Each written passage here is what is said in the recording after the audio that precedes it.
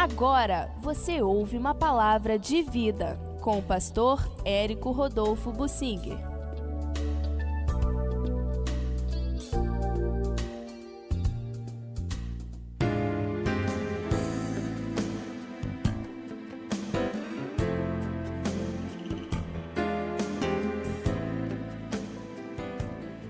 Eu quero falar sobre o fato de que, às vezes, Deus usa os governantes a favor do seu povo, mas nem sempre. Deus é Deus, soberano. Como Deus exerce a sua soberania sobre a terra? Deus pode ser um ditador do mundo e usar todos os seres humanos como robôs e dirigir tudo sobre a vida de todos. Mas não é isso que Deus faz, porque Ele escolheu criar o homem à sua própria imagem e semelhança. O ser humano tem escolha, pode dizer sim para Deus, mas pode dizer não. O ser humano é dotado deste livre-arbítrio. Isso é um ponto importante, fundamental na Bíblia. Mas então Deus entregou tudo e largou tudo? Não, Deus não largou tudo, Deus continua dirigindo a história. É muito complicado para nós entendermos isso, como Deus tão grande que é, soberano, dirige a história usando as pessoas sem obrigar as pessoas a fazer isso ou aquilo. Deus não pode proibir as pessoas de fazer isso ou aquilo. Deus não obriga, Deus não proíbe. Deus, no entanto, acompanha a vida de cada pessoa sobre a face da terra e quer dirigir a vida dessas pessoas. Os animais não têm espírito, eles têm alma, que é vida, mas não têm espírito. Os animais morrem e ficam por aí. Nós, então, podemos imaginar que Deus se interessa pelo ser humano que foi criado à sua imagem e semelhança. Não necessariamente pelos animais, mas a Bíblia nos diz que Deus se interessa até pelos animais. É necessário que os animais funcionem, tenham a oportunidade deles funcionarem e para o que eles foram criados. Mas o ser humano tem um propósito divino, espiritual, eterno. Os animais não são eternos, mas o ser humano é eterno. A sua alma vai se juntar com o espírito, com o corpo na ressurreição. O ser humano que for para o inferno vai ser lançado no lago de fogo para queimar com o corpo, para sempre. E aquele que for salvo estará com o corpo, reinando com Jesus os 1000 anos e depois por toda a eternidade em corpo aqui na terra. Isso é propósito eterno de Deus, e o próprio Deus habitará com os homens aqui na terra, com a nova Jerusalém que desce do céu para a terra. Foi o próprio Deus quem estabeleceu isto. Mas enquanto o governo do mundo está entregue ao ser humano, que por sua vez entregou a Satanás, Deus age, não deixando que o diabo extrapole suas atribuições, oprimindo e obrigando as pessoas a fazer isto ou aquilo, a menos que a pessoa deixe ou queira. Mas Deus preserva o direito aqui na terra de as pessoas escolherem o bem e o mal, o sim e o não, entende? Deus preserva o direito de as pessoas escolherem. No entanto, Deus está dirigindo a história. E a visão que o Nabucodonosor teve é muito clara para mostrar a soberania de Deus. Os impérios da humanidade se levantam, país guerreia contra país, tudo acontece, mas Deus está no controle de tudo. Agora eu quero tomar o livro de Esdras, no capítulo 6, para mostrar que no retorno do cativeiro, Deus estava dirigindo tudo. Deus alertou o seu povo, quis que o seu povo fosse bênção para todos os povos. Deus quis que o seu povo de Israel fosse luz para todos os povos, mas Israel não foi. E Deus teve que mandar o seu povo para o cativeiro. A maior parte morreu. Alguns foram levados para o cativeiro porque Deus queria reconstruir aquela aliança. Era a última oportunidade que Deus estava dando para a reconstrução daquela aliança, e esta última oportunidade levou menos de 200 anos e Deus desistiu de vez e encerrou aquela aliança com um período interbíblico no livro de Malaquias. Aquela aliança antiga foi encerrada. Israel já tinha encerrado por sua parte e Deus aceitou, encerrou aquela aliança. Fez uma nova aliança com toda a humanidade em Jesus e depois, em Jesus, ainda vai fazer uma nova aliança com Israel quando Jesus voltar.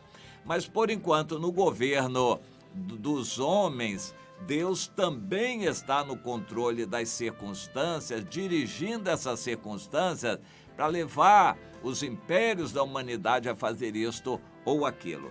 No capítulo 6 de Esdras, nós entendemos que o pequeno povo de Judá no cativeiro estava debaixo do poder da Pérsia, que dominava a maior parte do mundo naquela época.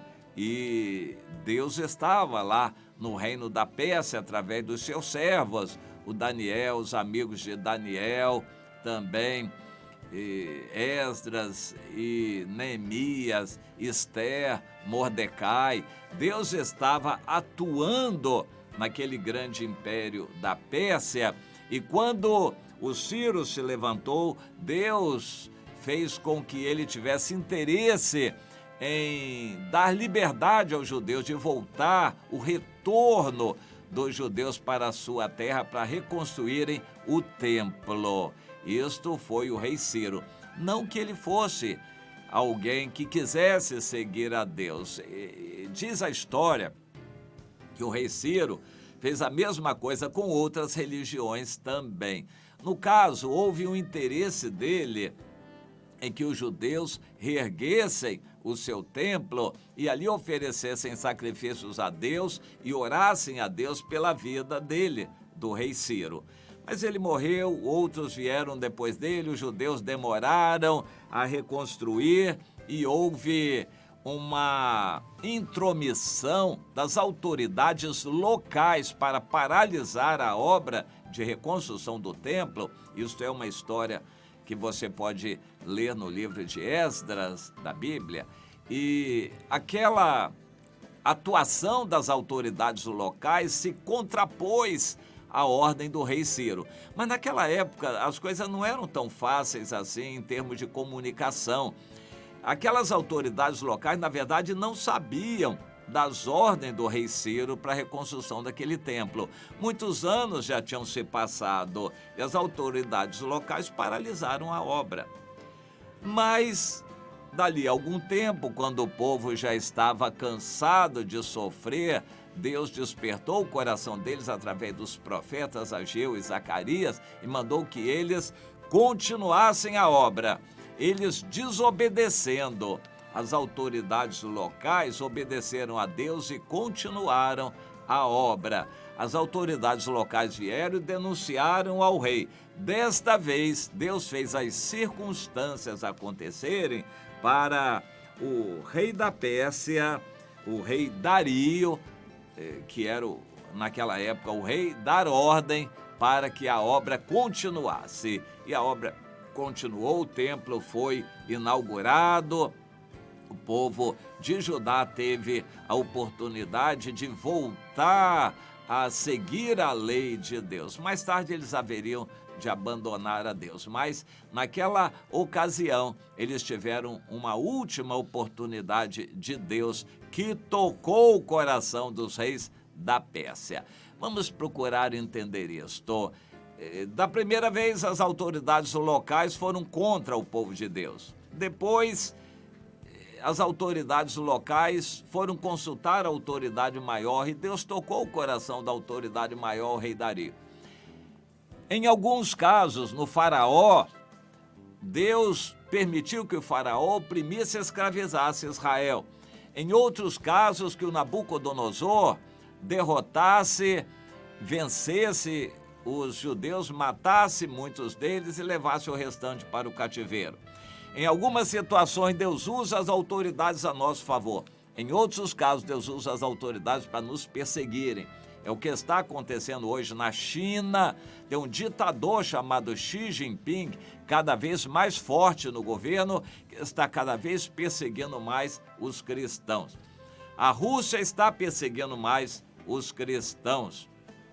A Rússia está cada vez mais a favor dos muçulmanos e contra os cristãos, está perseguindo os cristãos. Na maior parte do mundo, na maior parte da história, os governantes perseguiram o povo de Deus. Para nós é importante saber isso. O povo de Deus não é deste mundo. O nosso reino não é aqui. A nossa capital é Jerusalém Celeste, não é aqui. Aqui nós somos estrangeiros e peregrinos. Não devemos esperar justiça e nem benefícios por parte de governo nenhum. Nós somos povo de Deus. No mundo nós vamos sofrer, ter tribulações. Ninguém espere que as autoridades estejam a seu favor. Eventualmente elas podem estar a nosso favor, se Deus assim o quiser. Mas não é sempre que Deus quer assim. Entenda, meu irmão, nós não somos deste mundo. Não espere favor das autoridades neste mundo. Não espere que os governantes deste mundo ajudem a obra de Deus. Eles podem perseguir, atrapalhar a obra de Deus. E isto é a maior parte dos casos. No mundo, o cristão é um peixe fora d'água. Nós aqui não somos do mundo, somos perseguidos. O nosso lugar não é aqui. O nosso coração não deve estar aqui. Isso é o que é o mais importante. Deus permite perseguição para que o nosso coração não seja colocado nas coisas do mundo.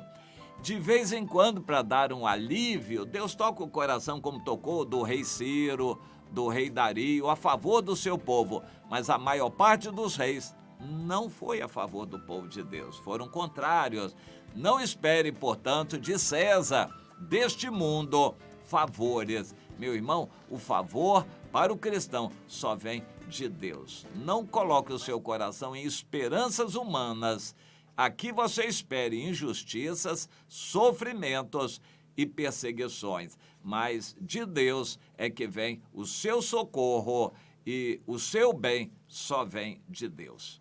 Muito mais som, mais